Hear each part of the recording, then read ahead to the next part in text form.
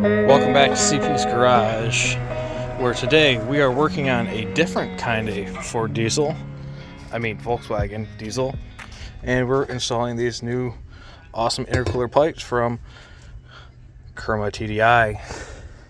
We are installing these pipes because of that.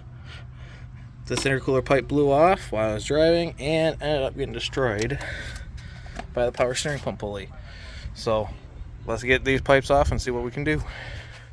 For this job, we're going to need a pair of pliers or cable clamp pliers for that guy there and that guy there. We'll also need a 10mm for the bolt that holds the lower intercooler tube to the body, and we'll need pliers for down on the underside as well, way down there. So let's get these off. I don't have my cable pliers with me. They're in my toolbox in Michigan, so we're going to try this one-handed. Hopefully we can get this to work. These things are a bear to get off. I usually get them started, then I'll spin the vice grips until I get loose enough to take it off. What I would normally do is take the vice grips, get it somewhat started, then adjust until I can clamp this thing down large enough to get it over the hose to take it off, and the hose comes right off. We got a little oil down there, but normal considering we have a closed CCV system and not just open to atmosphere. So let's get down to that second one down there. That is a pain. My recommendation would be to take the washer bottle out so at least you can see all the way down in there.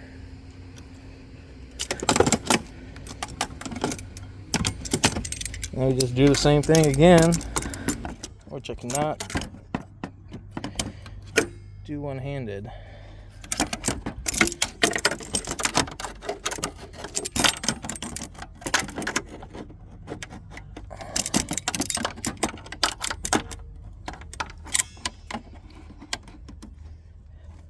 Now that I got the vice grip started, I should be able to do what we just did with the upper one and twist it down on.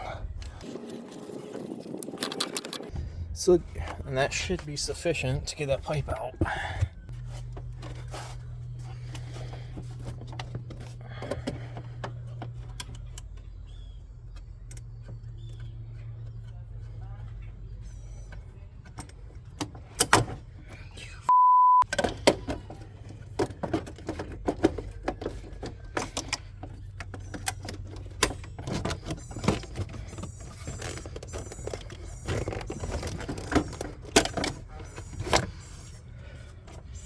Alright, once you get this pipe out, we'll have to reuse this corner piece unless you bought their fancy special one, which I did not. I don't need it.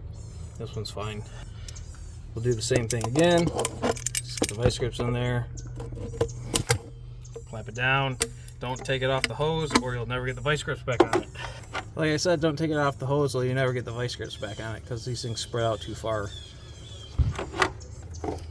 So, on the upper side of the intercooler, you use this one first. Then you'll have to use this one next, which it'll have to be cut down because it is too long either way you put it, that way or that way. There's the inlet, outlet of the intercooler. We'll slide this over it. Put the labeling out so you can see it. We'll back out, and you'll see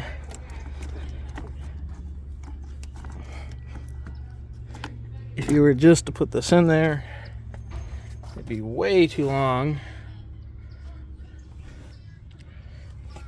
Be way too long to fit.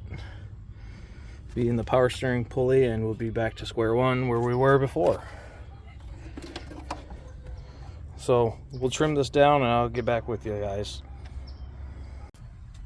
One little other helpful tip, if you haven't ever worked with these silicone hoses before, definitely recommend get some silicone spray. It helps move these guys where you want them, and it helps get these metal pieces together. So let's see, slip that on, get the clamp.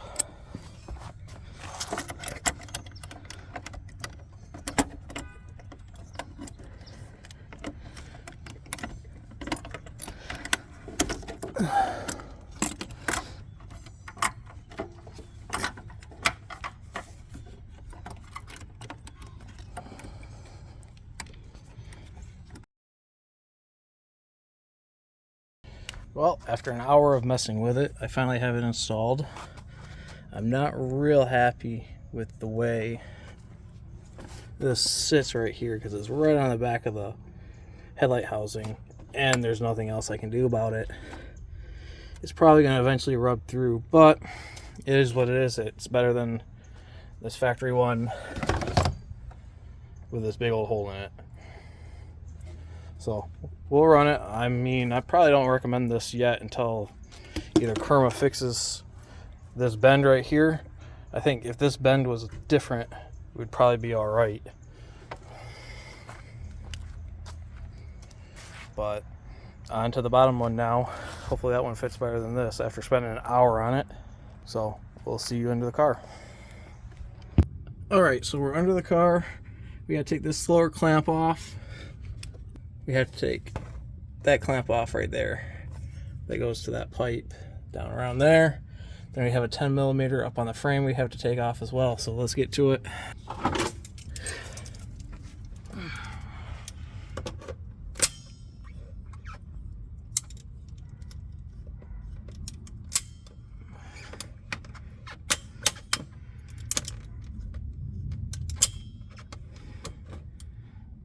All right. Let's get that 10. Let's get that 10 millimeter. Guess it helps if I put the ratchet in reverse. Say hey to the nasty AC compressor that needs to be replaced. Let's do it again.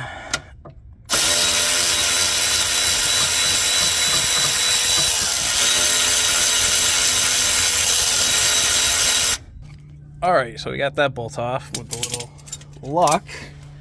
So let's get these. Let's get this guy off now.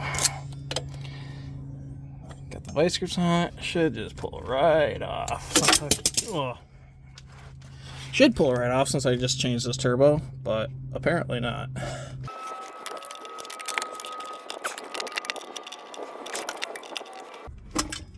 Okay, so now we got this tube off. I'm gonna go clean myself.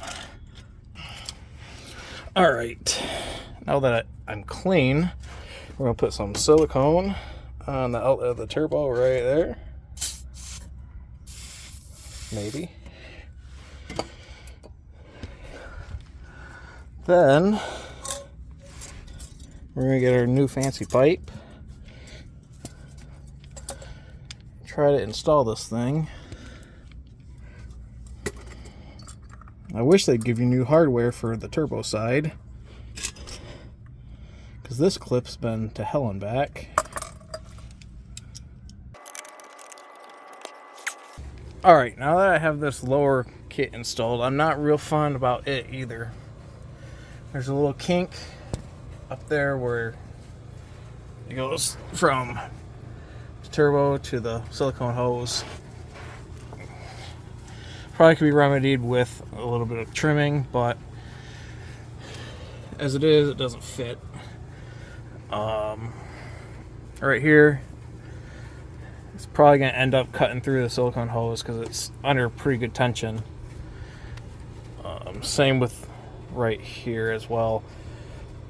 This kit's so close to being so good, but I definitely would not recommend it if you wanted something long term, because this will probably end up blowing out. I've seen one video with guys saying the same problems with the fittings down here on this end, but we'll drive it, see what happens. There'll be an update video on it. So now we'll lower the car and go out and drive it and see how long it lasts. Until next time, guys, see you later. Well, now the tractor's running. You see we got clearance there. there. You can see we're trying to hide that wire between those two studs so we don't chafe it.